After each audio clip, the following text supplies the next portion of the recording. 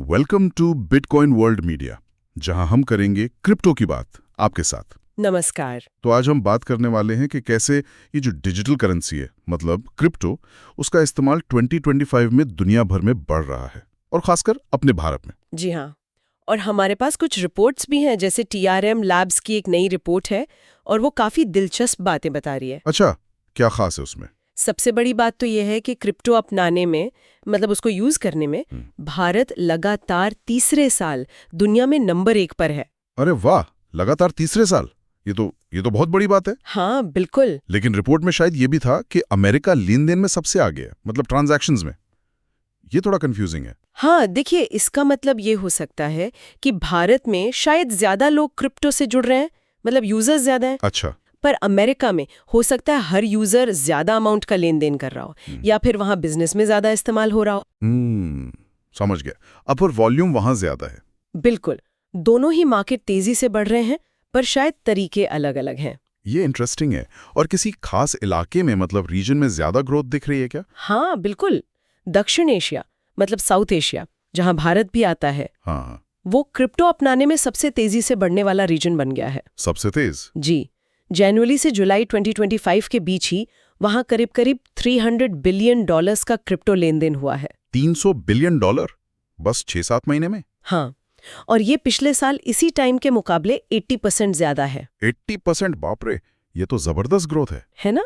इसका क्या कारण हो सकता है? मतलब सिर्फ भारत ही है या आसपास के देश भी हैं? देखिए, भारत तो लीड कर ही रहा है, लेकिन पाकिस्तान जैसे हमारे पड़ोसी देश भी इसमें काफी तेजी दिखा रहे हैं। अच्छा, पाकिस्तान भी? हाँ, और सिर्फ एशिया नहीं, फिलीपींस है, ब्राजील है, ये देश भी टॉप 5 में आ गए हैं। तो ये दिखाता है कि क्रिप्टो अब सिर्फ अमीर देशों या टेक हब्स की बात नहीं रह गई, ये डेवलपिंग देशों में भी फैल रहा है। सही बात है।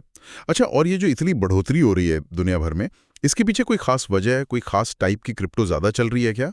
हाँ, इसमें स्टेबल कॉइन्स का रोल बहुत बड़ा है। स्टेबल कॉइन्स ये क्या होते हैं, आसान भाषा में? ये वो डिजिटल करेंसी है जिनकी कीमत स्टेबल रहती है, मतलब स्थिर, जैसे डॉलर से जुड़ी हुई, तो इनमें उतार चढ़ाव कम होता है।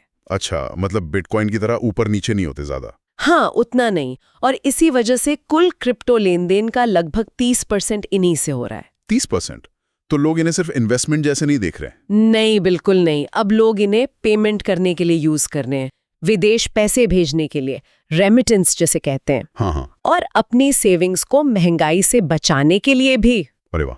सोचिए, अगस्त 2025 तक इनका लेन देन $4 ट्रिलियन पहुंच गया। $4 ट्रिलियन।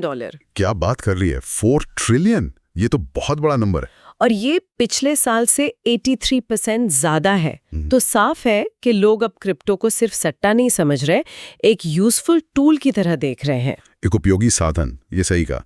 अच्छा, रिपोर्ट में एक और बात थी जो मुझे थोड़ी चौंकाने वाली लगी। हाँ, वो आम निवेशकों वाली। हाँ, दरअसल शायद इस साल का सबसे बड़ा बदलाव यही है। क्या? कि अब सिर्फ टेक के जानकार या बड़े इन्वेस्टर ही नहीं, बल्कि आम लोग, मतलब रिटेल इन्वेस्टर्स, वो भी भारी संख्या में क्रिप्टो में आ रहे हैं, पैसा लगा रहे हैं। सच में? कितना? जनवरी से सितंबर 2025 के बीच जो आम लोगों ने लेन देन किए हैं, उनमें 125% से भी ज्यादा की बढ़ोतरी हुई है। 125%? जी हाँ। ये तो कमाल है।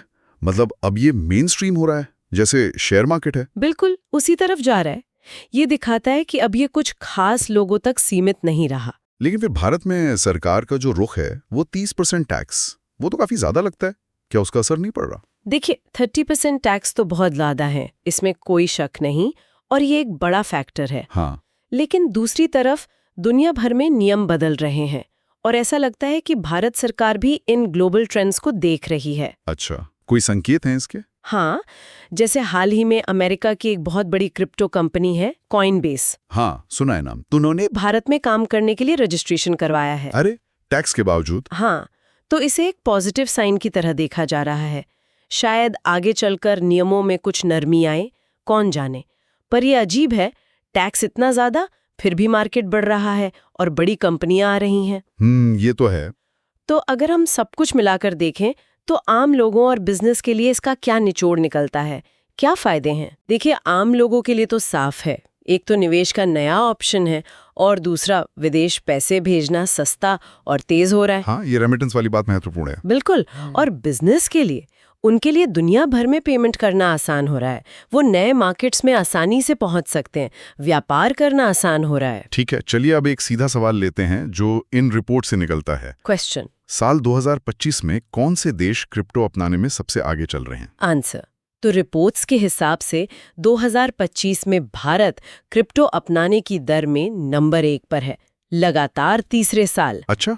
अमेरिका लेन देन की कुल वैल्यू में सबसे बड़ा है और इनके बाद पाकिस्तान, फिलीपींस और ब्राजील जैसे देश आते हैं। बिल्कुल साफ, भारत अपनाने में नंबर 1, अमेरिका वॉल्यूम में, और बाकी देश भी तेजी से आगे आ रहे हैं। जी ठीक है, और अंत में श्रोताओं के लिए एक सोचने वाली बात, जैसे आज हम सब यूपीआई से कितनी आसानी से पेमेंट कर देते हैं ना, क्या लगता है भविष्य में कभी क्रिप्टो करेंसी भी इतनी ही आम हो पाएगी हमारे रोजमर्रा के जीवन में? सोचिएगा जरूर। अच्छा सवाल है। तो आज की इस चर्चा के लिए बहुत बहुत शुक्रिया। शुक्रिया। डेली न्यूज की जानकारी के लिए हमारे चैनल को सब्सक्राइब कर लें। जल्दी मिलते हैं एक नए टॉपिक के साथ। धन्यवाद।